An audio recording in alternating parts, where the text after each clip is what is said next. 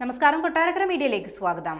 Vigilance പരിശോധന ഒഴിവാക്കാൻ motor വാഹന വകുപ്പ് ഉദ്യോഗസ്ഥർക്കിടയിൽ പണപ്പിരിവ് നടത്തിയെന്ന വിവരത്തിന്റെ അടിസ്ഥാനത്തിൽ കൂടുതൽ ഉദ്യോഗസ്ഥർ സംശയത്തിന്റെ നിഴലിലുള്ള മോട്ടോർ വാഹന വകുപ്പിലെ ഉദ്യോഗസ്ഥരുടെ ഇടപാടുകളെക്കുറിച്ച് വിജിലൻസ് പ്രത്യേക സംഘം അന്വേഷണം തുടങ്ങി. വിജിലൻസ് സംഘത്തിന് നൽകാനായി മാസം 10 ലക്ഷം രൂപയിലധികം പിരിച്ചെടുത്തെന്നാണ് വിവരം.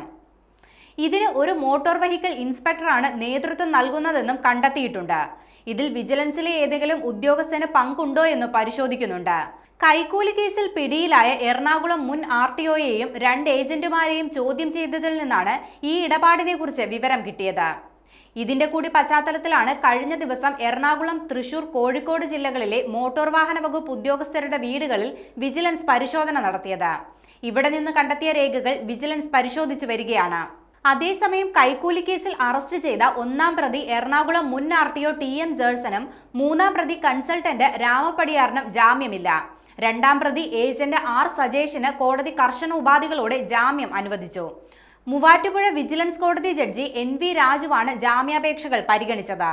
1-ഉം 3-ഉം പ്രതികൾക്ക് ജാമ്യം അനുവദിക്കുന്നത് കേസിനെ ബാധിക്കുമെന്നും കോടതി വ്യക്തമാക്കി.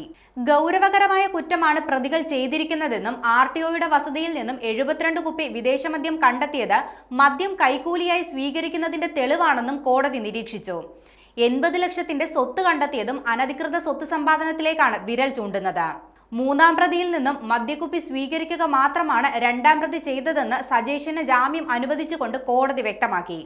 1 ലക്ഷം രൂപ കോടതിയിൽ കെട്ടിവെക്കണമെന്നും ശനിയാഴ്ചകളിൽ അന്വേഷണ ഉദ്യോഗസ്ഥന്റെ മുന്നിൽ ഹാജരായി ഒപ്പിടണമെന്നും അടക്കമുള്ള വ്യവസ്ഥകളോടെയാണ് ജാമ്യം അനുവദിച്ചത്.